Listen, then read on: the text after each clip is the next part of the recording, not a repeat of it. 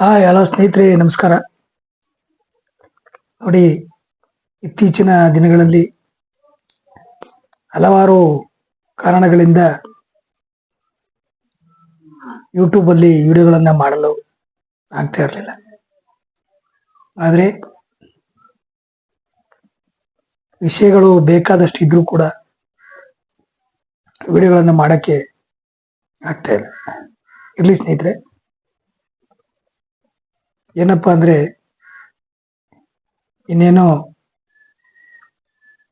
February 3, March, April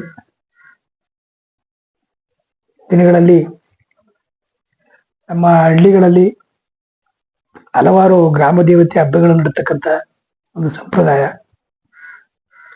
ಇತ್ತೀಚೆಗಷ್ಟೇ ಈ ತಿಂಗಳಲ್ಲಿ ಅಂದ್ರೆ ಫೆಬ್ರವರಿ ತಿಂಗಳಲ್ಲಿ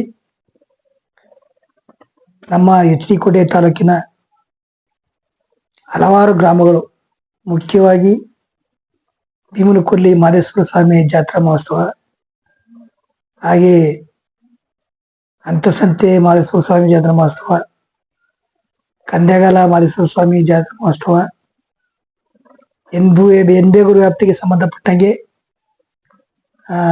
ಬಾಕ್ಲವಾಡಿ ಜಾತ್ರಾ ಮಹೋತ್ಸವ, ಹಾಗೆ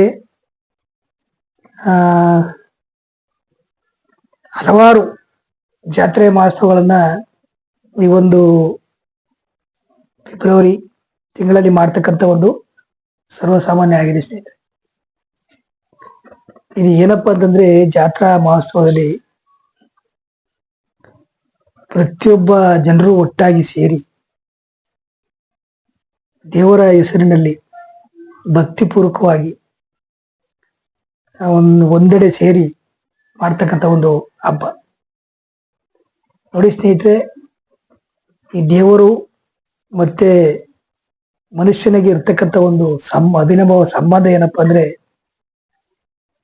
ಯಾವುದೇ ಒಬ್ಬ ವ್ಯಕ್ತಿ ಏನೇ ಕಷ್ಟ ಅಂತ ಬಂದರೂ ಕೂಡ ಅಂತಹ ಸಮಯಗಳಲ್ಲಿ ದೇವರನ್ನೇ ಒಂದು ದೊಡ್ಡ ಶಕ್ತಿಯನ್ನಾಗಿ ಬಳಸ್ಕೊಳ್ಳೋದು ಸಹಜವಾದ ಒಂದು ಪರಿಸ್ಥಿತಿ. ಏನಕ್ಕಪ್ಪ ಈ ಮಾತನ್ನ ಹೇಳ್ತೀನಿ ಅಂತಂದ್ರೆ, ನಮಗೆ ಆಗ್ಲಿ ಯಾರಿಗೇ ಆಗ್ಲಿ ಯಾವ್ದಾರ ಒಂದು ಕಷ್ಟ ಬಂದಾಗ ದೇವರ ಮೇಲೆ ಭಾರ ಹಾಕಿ ಬಿಡ್ತೀವಿ. ಇದು ಸಾಮಾನ್ಯವಾಗಿ ನಡೆದು ಬಂದಿರತಕ್ಕಂಥ ಒಂದು ನಿಯಮವಾಗಿದೆ ಸ್ನೇಹಿತರೆ.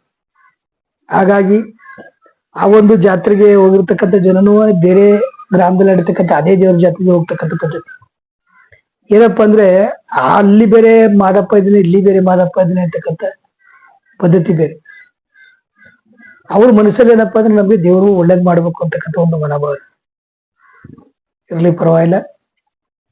ಇದು ಸಂಪ್ರದಾಯಿಕವಾಗಿ ನಡೆದು ಬಂದಿರತಕ್ಕಂಥ ಒಂದು ಪದ್ಧತಿ. ಆದರೆ ಇನ್ನು ಮುಂದೆ ಬರ್ತಕ್ಕಂಥ ತಿಂಗಳಲ್ಲಿ ಗ್ರಾಮಗಳಲ್ಲಿ ದೇವರ ಹಬ್ಬವನ್ನು ಆಚರಣೆ ಮಾಡ್ತಾರೆ. ಏನಪ್ಪಾ ಅಂದ್ರೆ, ಸಾಮಾನ್ಯವಾಗಿ ಮಾರಿ ಹಬ್ಬ ಅಂತಕ್ಕಂಥದ್ದು ಪ್ರತಿಯೊಂದು ಗ್ರಾಮದಲ್ಲೂ ಕೂಡ ಸರ್ವಸಾಮಾನ್ಯವಾಗಿ ಮಾಡ್ತಾರೆ. ಅಂದ್ರೆ ಸಮಾಜಕ್ಕೆ ಸಂಬಂಧಪಟ್ಟಂಗೆ ಕೆಲವರು ಬಲಿ ಕೊಡ್ತಕ್ಕಂಥ ಪದ್ಧತಿ, ಮತ್ತೆ ಕೆಲವರು ಅದೇ ಮಾರಿ ಹಬ್ಬನ ಬೇರೆ ರೀತಿ ಮಾಡ್ತಕ್ಕಂಥ ಪದ್ಧತಿ. ಈ ರೀತಿ ಹಲವಾರು ಪದ್ಧತಿಗಳಿಂದ ಈ ಒಂದು ಹಬ್ಬವನ್ನ ಆಚರಣೆ ಮಾಡ್ತಾರೆ. ಹಾಗಾಗಿ ನೆಕ್ಸ್ಟ್ ಮುಂದೆ ಬರ್ತಕ್ಕಂಥ ಒಂದು ಹಳ್ಳಿಗಳ ಹಬ್ಬದಲ್ಲಿ ಪ್ರತಿಯೊಂದು ಮನೆ, ಒಂದೊಂದು ಕುಟುಂಬದಲ್ಲೂ ಕೂಡ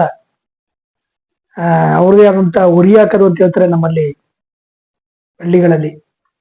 ಅದೇ ರೀತಿ ಒಂದೊಂದು ತಲಾ ಇಷ್ಟು ದುಡ್ಡು ಅಂತ ಹಾಕಿ ಅಲ್ಲಿ ಪೂಜಾ ಪುರಸ್ಕಾರ ಮಾಡ್ತಕ್ಕಂಥ ವಸ್ತುಗಳು ತರಲಿಕ್ಕೆ, ಹಾಗೆ ಮತ್ತೆ ಮರಿ ಬಲಿ ಕೊಡ್ತಕ್ಕಂಥವ್ರು ಮರಿ ತರಲಿಕ್ಕೆ, ಹಾಗೆ ಏನೇನು ಅವ್ರ ಅರೇಂಜ್ಮೆಂಟು, ಶಾಮಿಯಾನ ಸಂಬಂಧಪಟ್ಟ ಅರೇಂಜ್ಮೆಂಟು, ಜೊತೆಗೆ ಪೂಜೆ ಮಾಡ್ತಕ್ಕಂಥವ್ರು ಕೊಡ್ತಕ್ಕಂಥ ಖರ್ಚು, ಈ ರೀತಿಯಾದಂತ ಎಲ್ಲಾ ರೀತಿಯಾದಂತ ಒಂದು ಖರ್ಚಿಗೋಸ್ಕರ ಆ ಗ್ರಾಮದಲ್ಲಿ ಪಂಡೆತ್ತಿ ಅದನ್ನ ಒಟ್ಟಾಗಿ ಕೂಡಿಸಿ ಪ್ರತಿಯೊಂದು ಮನೆಯವರು ಕೂಡ ತಪ್ಪದೆ ಭಾಗವಹಿಸ್ಬೇಕು. ಬರ್ಲಿಲ್ಲ ಅಂದ್ರೆ ಅವ್ರಿಗೆ ದಂಡ ಹಾಕೋದ್ ಮುಖಾಂತರ ಅವ್ರನ್ನ ಎದುರಿಸಿ ಪ್ರತಿಯೊಬ್ರು ಕೂಡ ಭಾಗವಹಿಸ್ಲಿಕ್ಕೆ ಅದರಲ್ಲೂ ಮುಖ್ಯವಾಗಿ ದಂಡ ಹಾಕ್ಸ್ಕೊಳ್ಳೋಕ್ ಮುಂಚೆ ದೇವರು ಭಕ್ತಿ ಪ್ರತಿಯೊಬ್ಬರು ಇದ್ದಿರುತ್ತೆ.